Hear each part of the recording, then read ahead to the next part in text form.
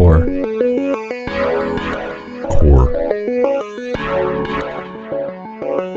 You are listening to Core, a show on Code Zero Radio that plays bands located in the Fox Cities. A show to find and discover new music. Hosted by Andy McNamara. Hello, everybody. Welcome to Fox Cities Core on this beautiful, sunny, and cold day. Really excited about this show. My next guest is a singer, a songwriter, and a pianist in the Wisconsin-based country rock band Dusk, and also a member of a folk collective called Holy Sheboygan. She's also the co-owner and operator of the Crutch of Memory label and studio. And to top it all off, her debut album, Better Out Than In, is being released on February 24th. I'd like to welcome Julia Blair to Fox Cities Core on Code Zero Radio. How are you doing? Doing good. Thanks for having me. Thanks for getting up and coming in today. Absolutely. So this is your first solo album. Yep. First solo album. And you've been a part of so many projects in the past. Was it kind of hard to step out and do this, or is this something you wanted to do for a while? I would say yes to both. It was like an idea I had in my head for quite a while, but it took a while for me to like feel brave enough to actually do it. From like when I first considered it. So, yeah.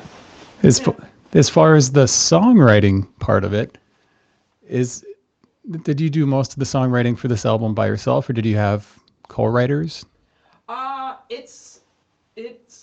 I did most of the songwriting, but not all of it by any means. And this record is kind of the first. It's like the flagship record of our Crutch of Memory model, which is that like the people involved in the label help with the songwriting and are a part of production or like producing the record and play on it. And so it was like from the very beginning planned out that I would not be like the only songwriter on the record. It has kind of still that element of collaboration. So yeah, the other people. How many people helped? How many people did you have in total play instruments on this album? Because I know the two songs that you've released already have quite a few different instruments in them. Yeah, so the main like core people who helped with the basic tracking were Amos Pitch, who is involved in the label, and he joined in with the songwriting, and then Colin Wilde, who was involved with the label and now he lives in California, but he did some writing and played on a lot of the basic tracks. And then Ridley Tankersley and Andy Harris both played a lot on the record. There's a lot of other people on the record who came in for one song, and like there's a couple songs that are on the record that have like a choir, so there's like group vocals, and there's the string quartet for Waste Away. So ended up being a lot of people, but the core like basic tracking people were those guys. And you've worked with a lot of those people before on different projects, so it probably afforded a little comfortability as far as working with them on your solo project. But do you feel, since your name is attached to this solely, that you maybe were a little bit more focused on what they were doing than you would if you were in a band situation? Or was there some freedom afforded to the players? I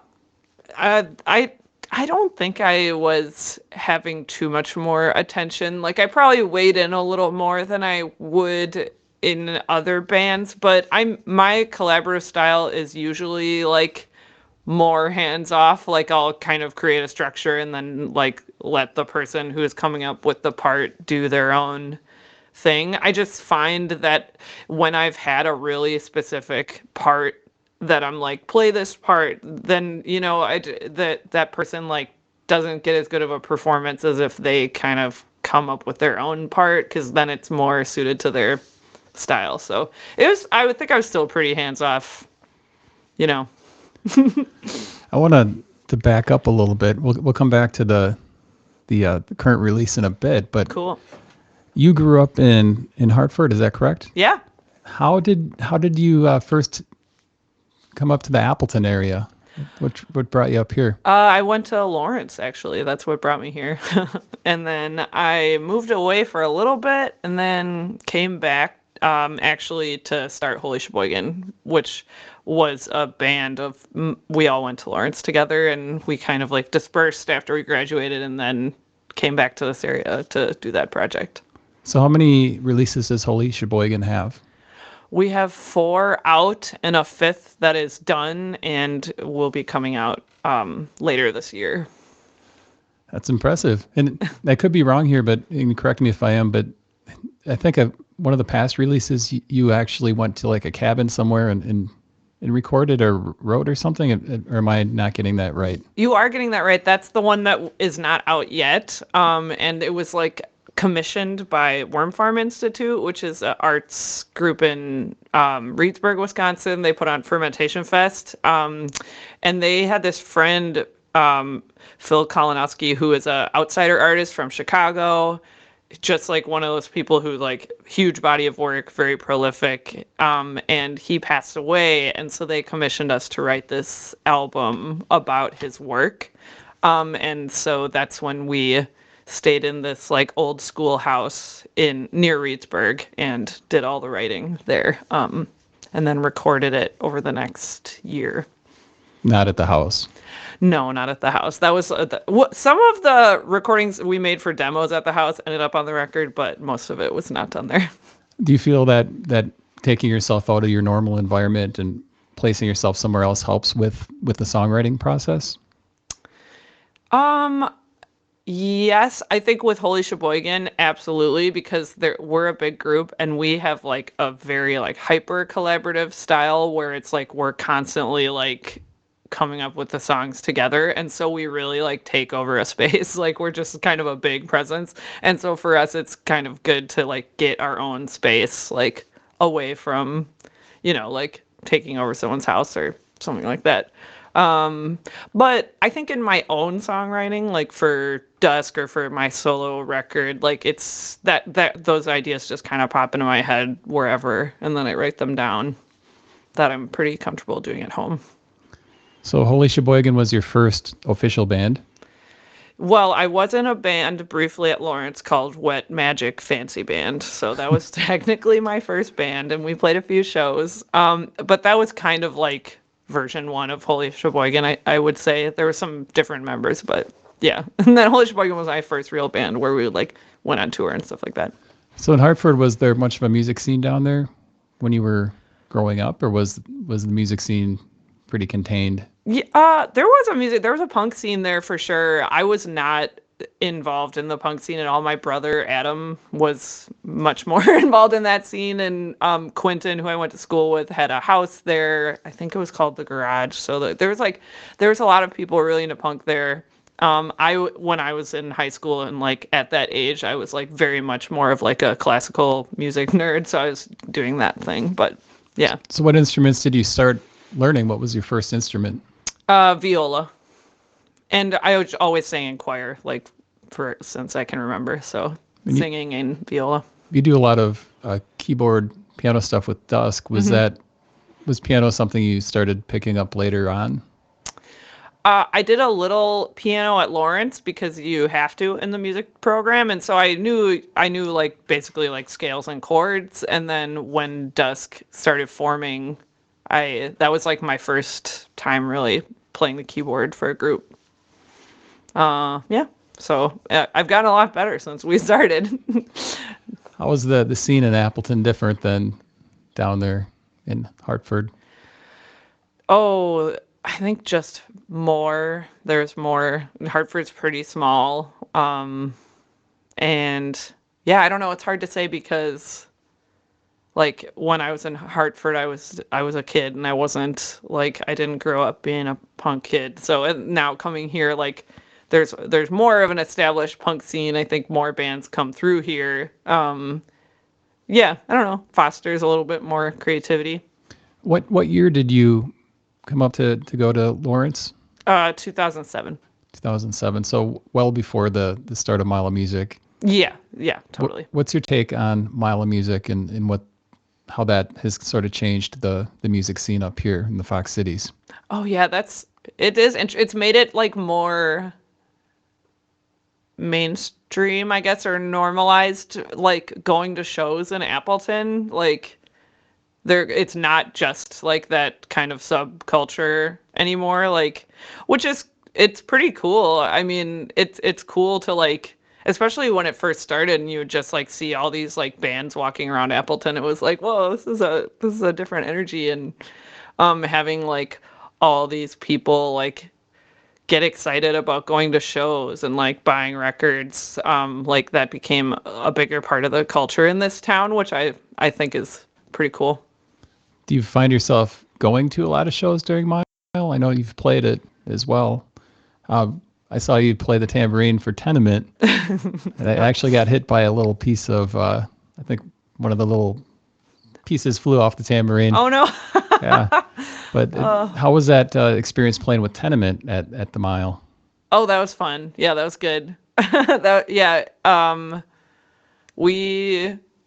don't know. That was like, because at that time was when Predatory Headlights came out. So I think that was after we had gone on a big tour or before. I'm trying to remember. Wow. I don't know. It was fun playing with Tenement. And I've ended up being out of town a lot during Mile Music, which is sad. But when I'm in town, I usually go to a few shows. I'm not like the kind of person who just like camps downtown all weekend, but I will like pick out some bands that I like and go see them. What type of bands do you pick out? Ooh, man, you're quizzing me now. I'm trying to remember.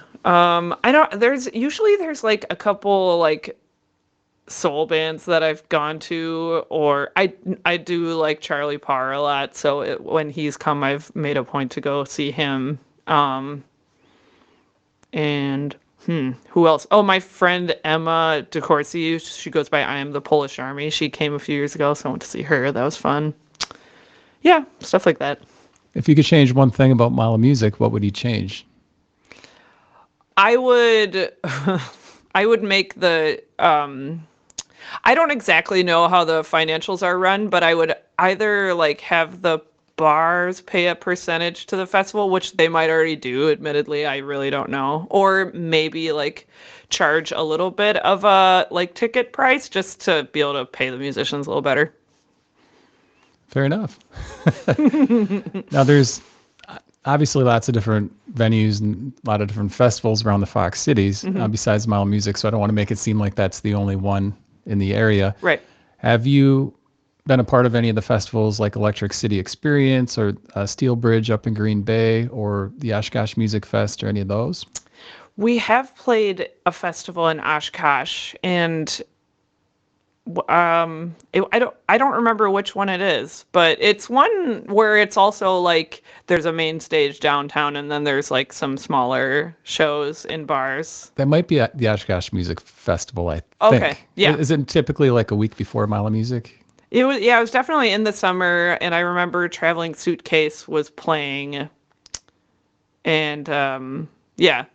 It was a few years ago, though. Yeah, it must be that one. And then we did play some festival in Green Bay that was at the brewery there, the Badger State Brewery. So not admittedly not as much as Mile of Music, but yeah. Well, I'm going to ask you a lot of questions about your touring time coming up. But first, we're going to get to the hugely popular segment, doing it a little bit earlier in the show, called Band Reaction. Oh. And if you're just tuning in for the first time, this is where we play a clip of a previous guest and we get our current guest's reaction. This clip is from, this clip is from March of 2020. Oh, wow. Okay. Our guest was Tom Thiel. Mm-hmm. Let's roll it.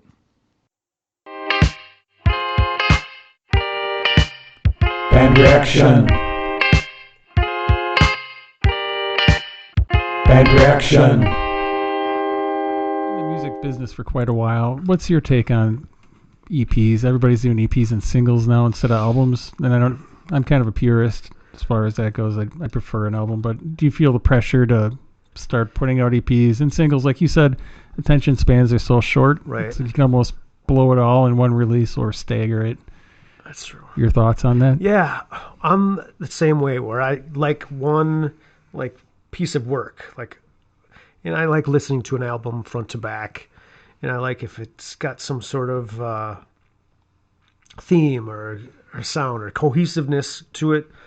And EPs are cool, I guess. If you're less and less people buy CDs, I don't even know. I don't own a CD player anymore, so I'm not sure. At what point does it still matter to have like a cohesive work? People listen, they stream it on Spotify, and it'll shuffle your playlist anyway, so it kind of loses that flow of an album.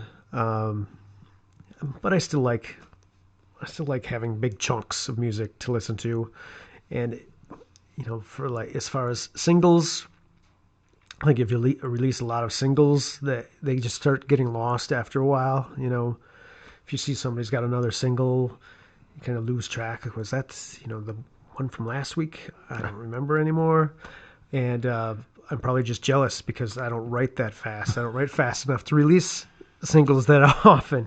Do you feel like the resurgence in vinyl, is that like a fad, or do you think that can have some sustainability? Yeah, I hope it sustains, because that is, when you talk about having a package of songs or something to hold on to, an album, you've got the artwork is cooler to look at. You can actually read the fine print on it, and just looking at an album is cool. Yeah. And just to be able to put one on the turntable, that's awesome. And I hope it sticks around. The problem with albums is, if you're traveling around doing a lot of gigs, it was easy to throw a bunch of CDs in a bag and go. But when there's albums, you got to take care of them. You can't leave them on the back seat of your car in the summer in the sun. It takes a little more care, I guess. But it's cool. Albums are cool. Yeah. All right. What's your reaction to that? Oh, like the single versus album. Yeah, I mean, I'm right there with Tom that I don't value EPs as much. Although, if people do EP, I say that, and then Holy Sheboygan has only released EPs, so but I would kind of. I don't quite agree on the singles take. I'm like totally down with singles, and I think there's like a pretty rich history in like recorded music of like just putting out singles like with 45s and stuff. And I mean, I know we're kind of in this era where 45s are not very relevant, and I understand that, but like I like when I always think of one of my favorite current bands, Haim, that it's like they're like my mainstream band that I love, and they put out singles for their like upcoming record for, I feel like it had to have been like a year beforehand. Like every few months you would just get a new Haim single, and it was just this like little treat, and then like after a while like double album came out, and it was just like such a good album. And I don't know, I loved that model of releasing, and I'm okay with it. But I do love albums too. Like I love putting on a record. Like I think it's a beautiful piece of art, like both visually and like like Tom was saying, like the package, like, so it's a win-win. Do you feel that Tom kind of alluded to, he felt like something was being lost, not having the physical part of it, but I mean, it sounds like you don't really seem to think it's that huge of a loss not to have the physical part of a piece of music. No, I do more in the loss of physical music. Not that it's completely lost, but I mean, it's no secret that like digital music is far more consumed. But it's just one of those things where it's like, I don't know how you can, it's just kind of the way it is, And I do love, like, I like music videos. Like, I like being able to watch like an artist like perform their song in that kind of structured way, and so I don't know if that's completely replaced it, but Yeah, I mean, I wish 45s were more popular, but When you're consuming music, are you mostly consuming it on the platforms now, or are you still do you still have like a collection of CDs, or do you have MP3s somewhere? How are you consuming? I do still buy records. I have I like listening to records. And then I also do listen like on my phone, like on a, in my car, like with a aux cable. So I do both. Well, thank you. We had a question come in Oh, all right. during a highly popular band reaction segment. I don't know. The question was from DJ Bear. Okay. Actually, he has a show called Amped Up, which airs Tuesday on the station. Okay. Question for Julia. It starts. It sounds like you are very collaborative with many different musicians, and even your label is designed this way, which is very cool. What local or regional musician would you like to work with that you haven't yet, and who would be your dream musician to work with? Oh, well, I don't know if this is cheating because we have worked together, but it was only once, and we've had a lot of lost connections. But I've always wanted to collaborate with Adriel Dene more, and we tried to get together for this record, actually my solo record, but she's busy and I'm busy, and it just didn't work out. And so she did do a little singing on a Christmas song that I recorded at Honeytone.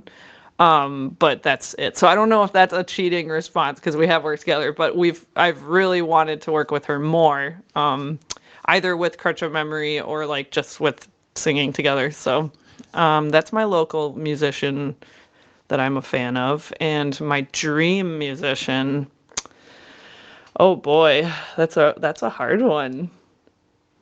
I I would like to be it's like I was trying to think if I want to be the fourth Heim sister because I love them so much, but they're just so like perfect as they are. Like I don't know if they need another one. And I do really love Natalie Press, so I think if I could collaborate with someone, maybe I'll say Natalie Press. Thanks for the question, Bear. And if anyone else has a question, feel free to put it on the live feed, or you can call us at 920-358-0795. And Adriel, she does have a really beautiful voice, and she put out her first solo album, I think 2 or 3 years ago. Yeah. I can't remember the title right now, but hopefully you two can work together again. I hope so. Here's the Dusk part of the conversation. All right. So how did Dusk come about? Dusk came about, I think it started with Colin, Wilde, and Amos. What? Oh, yes, and we have our Dusk poster there, which is the first poster. I love that one. So Colin and Amos were living in the BFG, and they were kind of like playing covers together, like just for fun. Like they were playing like NRBQ covers and like kind of nerding out about that sort of stuff. And like Flying Burrito Brothers, I think. And so they were like slowly starting to play music together. And it was right around the time that I first met Amos. And then by extension, like all the guys that lived at the BFG. And they decided they wanted to start like a more of a country like leaning band. And I'm assuming a little bit like soul leaning as well. And I had just been writing songs like and recording little demos, and I think I showed Amos a demo for Leaf, which ended up being a Dusk song. And he was just like, we should make this a Dusk song. And I was like, okay. So like I came over and we recorded a demo for that, and we started just recording other demos of songs we were writing. And that was kind of the beginning. Then pretty quickly, Tyler came over because Tyler was a friend of Amos's, and Matt lived at BFG. And then Riley, who's another country lover in town, came into the mix. And that was basically the start of it. So that band started while Holy Sheboygan was still obviously active, because you guys are still active. Was there any weirdness to do any of the other members, I think they're all probably multiple projects too, but is there ever a feeling like stop, doing too much over here because you're spreading yourself too thin on this project or that project? No, I think it worked really well with Holy Sheboygan because at that time there was sort of this push and pull we were feeling between like how plugged in we wanted to be and how acoustic we wanted to be. And like, do you know what I mean? Like, because we really at our roots are like a folk collective, even though like our music doesn't always come across that way. And so like our favorite moments are when we're just like singing together in a room and playing our instruments. And so like for me to be able to like join a band like Dusk, which is just like loud rock and roll, like I feel like it kind of like scratched that itch for me to like, and it totally freed up my like creative like ability with Holy Sheboygan to like lean into like our true happy selves. Well, and if the viewers have never been to a Dusk show, they are a lot of fun. And also another thing with Dusk is everybody's really good at their instruments. And I noticed, and I'm not sure if it's just Amos or certain members, but do you guys have a fondness for vintage speakers, vintage equipment? Yeah, definitely. Definitely. And like, I guess from my perspective, like, people are always like, oh, you could always get a Nord, because I play a Wurlitzer, which is like a supremely like inconvenient instrument to tour with because it's just it's heavy. super heavy, right? Yeah, it's just heavy.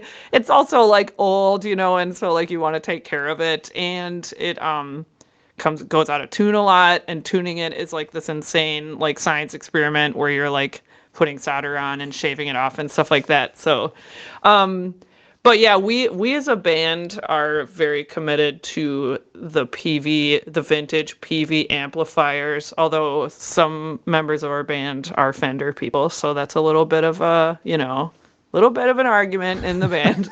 Not really, not in a bad way, but we all like old equipment, partially just because like the Fox Valley is a wonderful place for like used and thrifted equipment, and so we just all kind of like absorb that as much as we can. The Fenders are probably not as findable at cheap prices, but Does it seem like prices on the vintage gear is going up? oh my God, yeah. I bought my Wurlitzer off Craigslist for like $500, and it didn't have legs or anything. I had to get some work done, but like now I could sell it for like $3,000 or something, which is like I would never do, but it just makes me nervous because it's becoming more and more like irreplaceable for me because I don't have $3,000, if something happened to it. So it's kind of like a little nerve wracking. I think amps, like the PV, I don't know if the PVs are going up in value yet, maybe a little bit, but they're still pretty accessible and also very quality instruments or amplifiers. So when you're touring, let's use Dusk for example. How many tours have you done with Dusk? We've gone on quite a few. I think our first big one was in 2016. We went on a tour with Tenement when they were touring on Predatory Headlights, which was really fun, but like it was 2 shows a night for like a few weeks. So that was that kind of wrecked my voice for a little bit after that tour. And then we've pretty consistently toured since. So I don't know how many it's been, like actually if you counted it, but before COVID, it was about 4 years of like very consistent touring. How do you map out a tour? Are you the one that's calling venues, or are you contacting other bands that you've connected with in the past? Is there one person in the band that kind of takes responsibility for that? Yeah, it's mostly filtered through me, but Amos has a lot of contacts too because of just having toured with Tenement for so long. And then right now we're actually, for the past few years, Brian Gorsinger, who is in that band Nightbirds, and he runs a booking company called Wired Tour Booking, and he books for us. So like he the first thing he did for us was like after our last LP came out, he booked our tour, and then like every tour we've done since then he's booked. And he's a very nice man from New Jersey. Yeah. So, but I'm like the point of contact with Brian, and then like before that, when we were booking ourselves, it's mostly like people, yeah, like bands we know or friends who like would promote the show, like go through them. Was it kind of hard to give somebody else the responsibility to book shows? And do you have a say, like, does he present them to you and then you can say, like, I don't want to play this place, or I've played there, I don't want to do that? Or do you pretty much just kind of go where they send you? No, we have a slightly like unconventional relationship with Brian. It's not like we do like pay him to book shows, but like it's not as like strict as like some like bands and their touring or booking agents. I would say like we'll book our own like DIY shows, and Brian's like, yeah, go ahead. Like he's not like I lord over all your shows. So it's kind of like a hybrid like DIY and like professional relationship with Brian. He's a very chill about that, but there are shows we've been offered where we're like, oh, we don't want to do that. No.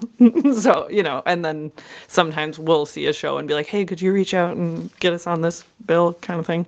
What's the best part about touring and the worst part about touring? Oh boy, the best part about touring, it is like the best part about touring, I think, is you kind of get into this like headspace playing shows where you like get so tight as a band because you're playing together every night, and it's like no amount of practice will get you like as on the same page musically as like being on tour for a few weeks, because you're just like in it together, which is really, really wonderful. And the worst part for me, although I've gotten so much better at this, is just like not going I don't know, like, it's just tiring, it's just, you need to be on, and, like, I'm kind of an introvert, extrovert, like, combo, so, like, I really need to, like, have moments where I'm not, like, socializing, so it's, like, finding that balance, but I've gotten way better at finding the balance than when I first started touring, so, yeah. Do you find it hard to kind of get along with everybody on a tour? Or, I mean, I'm sure there's been times where an argument will happen, or annoyances, and then all of a sudden you're stuck with these people. Oh, totally. Yeah, it's kind of like family time, where it's like you all love each other and like you're all there for each other, but then like, if that person does that thing one more time, I'm gonna blow my, it's like that kind of thing where you just like, it's just so much time together. We had Darn It on the show a couple of years ago, Mm-hmm. and they were talking about stopping at gas stations and touring with Dusk. You might have the same experience. Mm-hmm. They were talking about how Riley would wait in the car, or he'd say, or in the van, he'd say, I don't want anything. And then as soon as everybody was coming out, he would go in and then come out with like I think they said like some rollers and some wasabi peas or something. Oh yeah. Classic gas station food.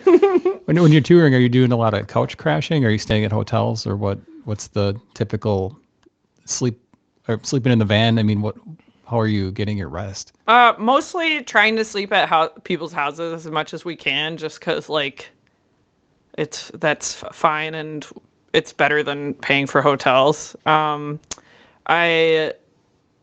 we try and avoid hotels at all costs, but sometimes it's a necessary thing. So not ever. It's very, very rare that it's like we don't have a place to stay and we're like we'll sleep in the van. There's just too many of us, so that in that situation we get a house. But we have stayed at a few punk houses that are like not the cleanest places, and like a couple of us will be like, we're gonna sleep in the van tonight. That kind of thing. Have you had any fans that you've met that are maybe like come on a little too strong and all of a sudden want to be best friends like after a show? Yep. Oh, totally. Yeah. And I think it happens. For me, it's always middle-aged men who are just like want to like kind of follow you around, and I'm like, at least, I don't know. That's my overeager fan I try and avoid, but that hasn't happened too much, but a few times where I'm just kind of like, oh no. Yeah, I guess I didn't really want to go there, but I will, I guess. Being a female, like in a very like male-dominated, I mean, generally speaking, Mm-hmm. field. Do you ever kind of feel like there's got to be a way or something to get more women involved in bands and kind of the touring situations? Do you feel there's a reason that it's mostly male dominated?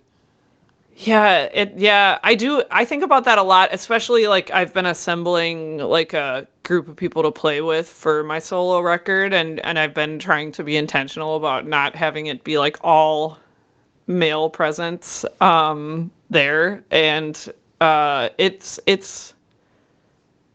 there's so many like talented women out there, it's hard to like, the Fox Valley is so small, so like finding female collaborators is like there definitely exists. I'm not at all saying that there are none, but it's just like trying to find people who like make sense for your project and who are available too is hard. But yeah, it is uh a lot of men on tour. It's pretty regular. I'll be like the only the only woman playing in the show, which is like kind of crazy, like because I feel like there are there's more and more like women or like non-binary folks like playing shows. So it's definitely changing, and people try and like, I think like even though Dusk is like all men except for me, like it's people who are like try and be cognizant of that dichotomy and like are trying to be thoughtful.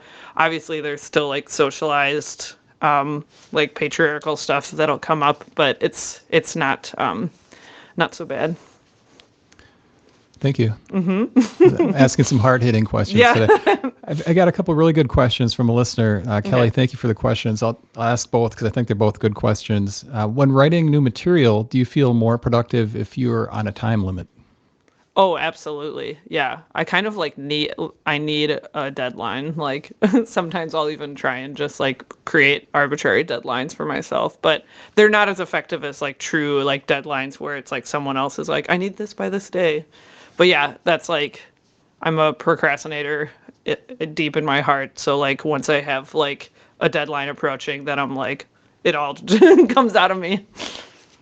The other question she asked is, have you streamed any shows online as many bands did during COVID? Yeah, I did a few. I did one for Don Giovanni. They had like a whole festival day where they did like a lot of their bands like kind of went in a row. Like they did like an Instagram takeover thing, so he like took over the Don Giovanni Instagram, and it was during quarantine, and Amos was not available, and so I just did the show by myself. So I did some of my own stuff, and but I drew pictures of all the Dusk boys and put them behind me, so they were there in spirits.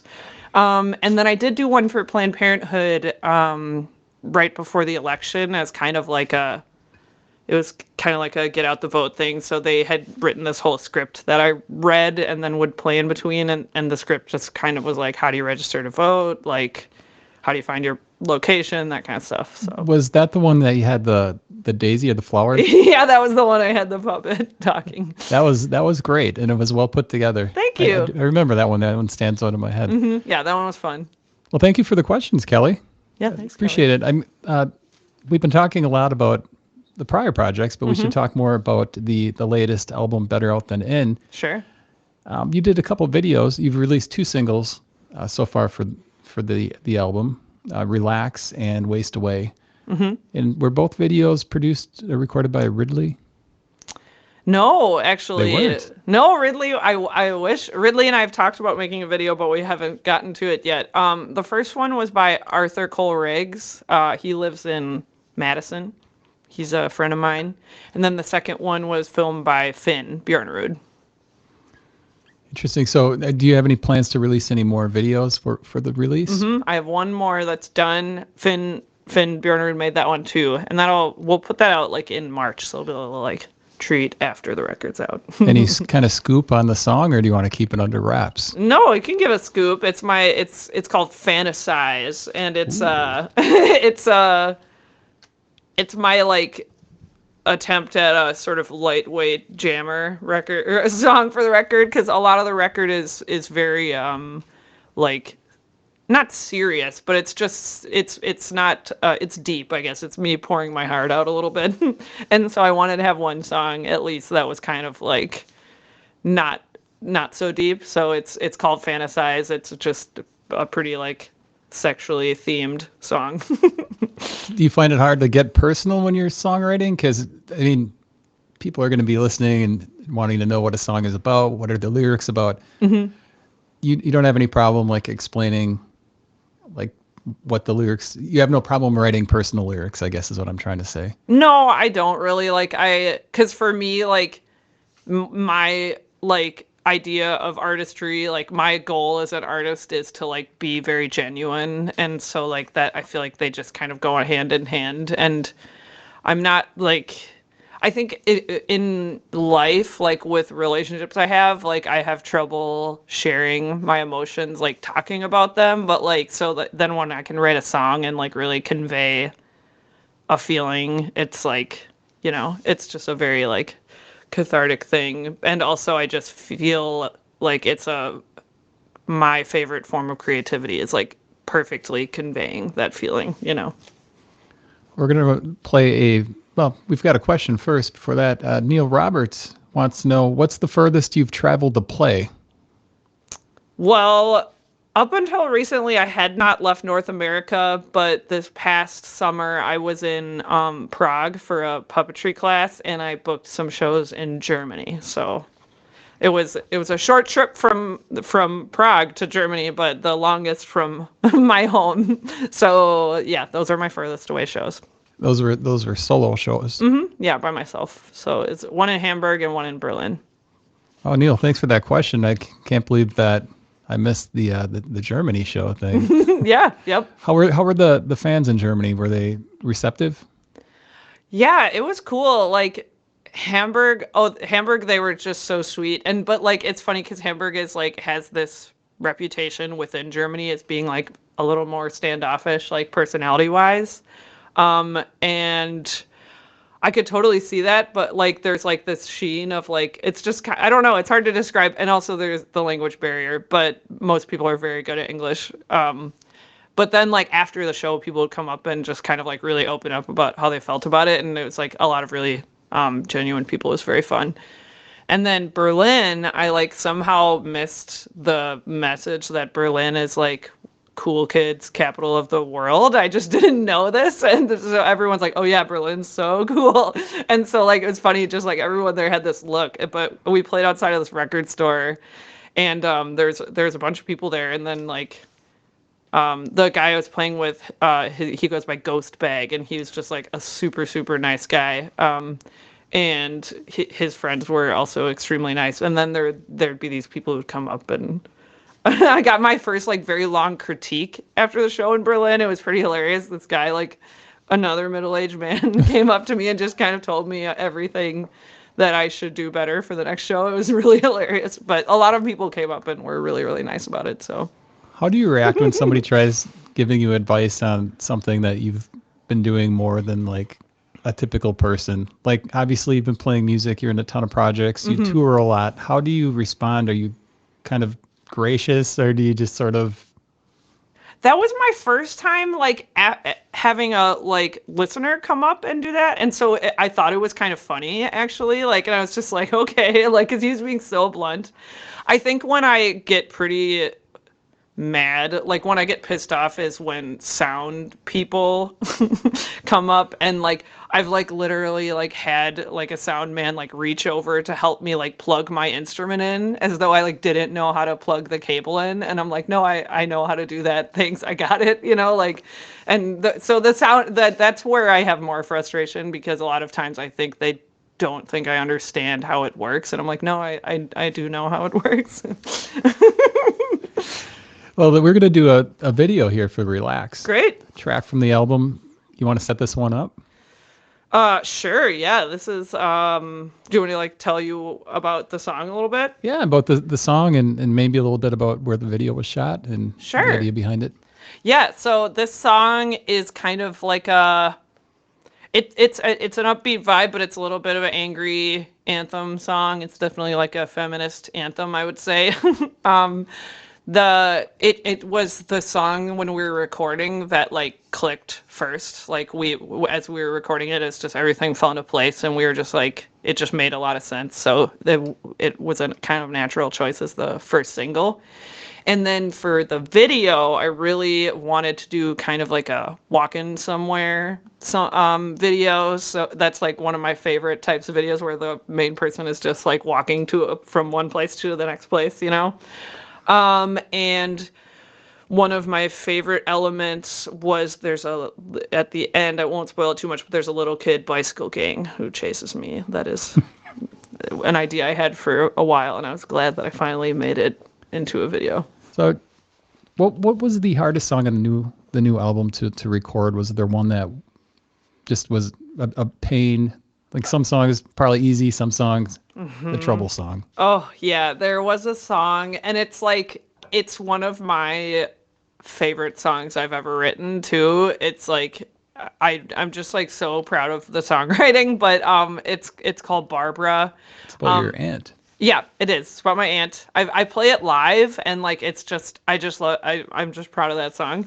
But when we recorded it, it's an extremely dynamic song. It starts off just Rhodes and voice, and then like these strings come in, and this choir comes in, and more band elements, and then at the end it's like this really full arrangement. And I don't want to spoil it, so I won't say all the elements that come in, but it's so just like mixing a song that's that dynamic, and it's also a little bit of a long song and it's slower, so it's like it was a challenge just because of the arrangement, I think. And also like for me, like I'm proud of that song. It's also a very personal song, and so like I think I had this thing where I was like had a little bit of like a masterpiece complex about it, which is a term my friend Wilmer introduced me to, where you just kind of get a little bit like in the weeds about like it needs to be perfect, you know. So yeah, that song ended up being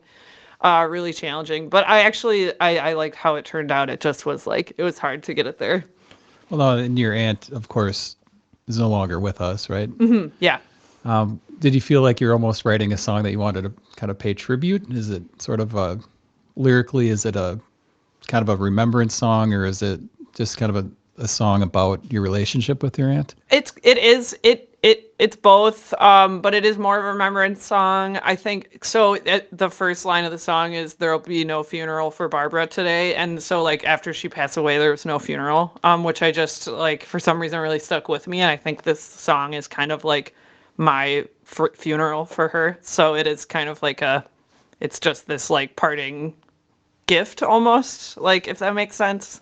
I don't know, because she always really liked like hearing me play music and stuff like that. That was like something she always got really excited about. So yeah. What was the easiest song on the album to just kind of write and record? Relax was one, and then Wanderin' is this other song that is just came together. It just kind of fell together really well. It's a pretty straightforward song. It's a little more like country. It's like the more country side of the record, and so I think it's kind of like natural that it maybe fell into place for us because we're used to doing that with Dusk. Yeah, and then those two. We had a comment. Deb, thank you for the comment. Love the video and the song. Thank you, Deb. I hear my doorbell ringing upstairs, but I'm gonna have to wait a little bit. Yep. So when you go on tour, are you going to go on tour for this upcoming album? Yeah. Where are you going to tour?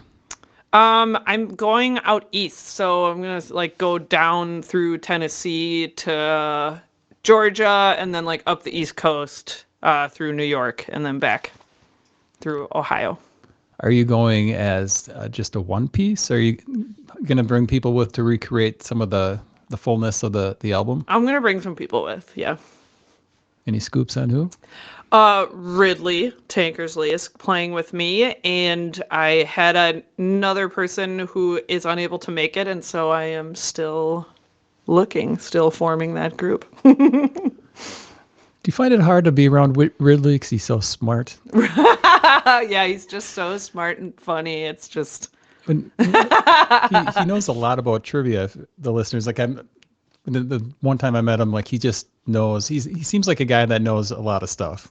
he does know a lot of stuff. He was also a trivia master at Lawrence, which I was also a trivia master when I went to Lawrence. I don't know if you are aware of the trivia contest that Lawrence does. I've heard people talk about it. I've never taken Okay. part in it, but now I'm kind of like I feel intellectually kind of stunted in front of you now. Oh no, it's I wouldn't feel that way. It's like it's just a really hilarious like ritualistic thing that happens at Lawrence, and like being a trivia master is like this kind of goofy like role that you play. But Ridley and I have that in common, so we have this like connection because of that and because of other things too.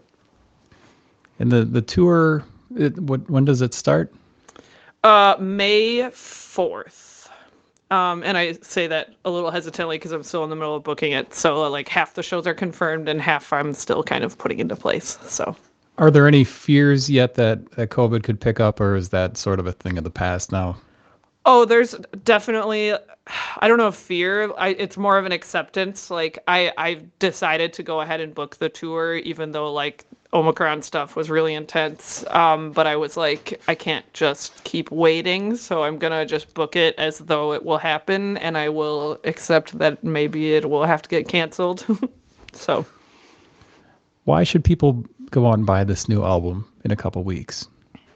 oh man, that's a very good question. I think they I don't know. I have trouble telling people what to do in any situation, but I do think it's a good album. It's really representative of my musical space at that time, and it's a departure from my band projects, and it's also the first of this crutch of memory model, which I think makes it pretty exciting.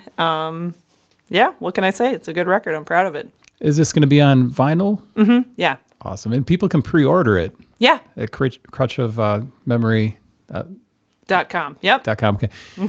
Awesome. So go pick up your copy on vinyl if you haven't already. And we're running out of time, but I have so many more questions. So not only are you in all these musical projects, but you are the co-owner of Crutch of Memory Studio and record label. How do you pick who you're going to put on the label? Do people come to you, or are you seeking people out? It's more curated. Some people have come to us, but in general, especially just because we're so small, so we're kind of like, driving this ourselves, like financially and like with the concept. It's pretty curated. So, I think so far everybody who we've put records out, sometimes it's like someone's recorded at our house and we've been like, this is awesome, like we want to put this out, like, and it wasn't planned. But then other times we've kind of planned it out ahead of time. Like with Tim Buchanan, it was pretty random. Like he was playing a show and we were like, that show is awesome, do you want to go back and record that? And then we recorded it. And Dusk played a song with him, and then we were like, let's put this out. But yeah. I remember there was a release show at the Print House. Yes. Trying to remember the name of the place, but yeah, there was like Amano, yeah. Yep, a release there. And your album's being released on your label. Is it nice being the label owner, releasing your own album? Yeah, it is kind of nice. It's my first time doing that, so it's interesting to have like control from all aspects, like you really know what's going on with every part of the record. And here's another hard-hitting question. All right. How do you make money on a label in today's world? Oh my God. You don't is the short answer. but for us, like no, you can. But the licensing is really important. If you're trying to like maximize the money that you can make on songs. But for us, our goal is to be kind of diverse with what we're doing. So Chloe Allen has joined our label, and she runs her own publishing operation called Only Child, and so we're starting to put out books. And we also, Amos loves buying and selling used records. So we have kind of like a used records arm, which is like other labels do that. Like Captured Tracks has like a whole used record store too. And like, so that's like something that other labels do. So I think just kind of being diverse with your output is super important. And yeah, not like hoping to be a rich, terrible record executive helps too, like that's not our goal. So yeah. Well, I really love everything Crutch of Memory does, and I just love the fact that you guys have the studio space there. You've got a YouTube page, website, Bandcamp stuff. People should really go check into it if they haven't already. Thank you. And strong hypnotic vibes to go pre-purchase the new Julia Blair album, Better Out Than In, available on the 24th. Last question for you. Mm-hmm. Where did the title come from?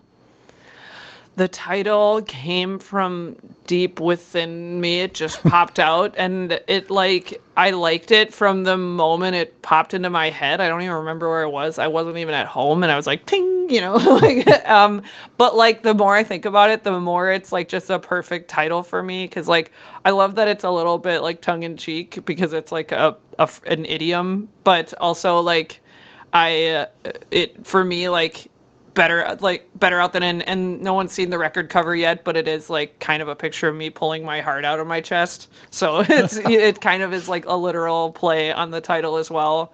But like with that record, it's just like taking all these like deeply like important concepts to me and like just getting them out, like better out than in. I don't know, it just all goes together. Well, thank you so much for doing this. Mm-hmm. And Dusk is going to be playing Misfits this coming Tuesday in Appleton, Wisconsin. And if you've never been to Misfits, it's a good place to see a show. Yep.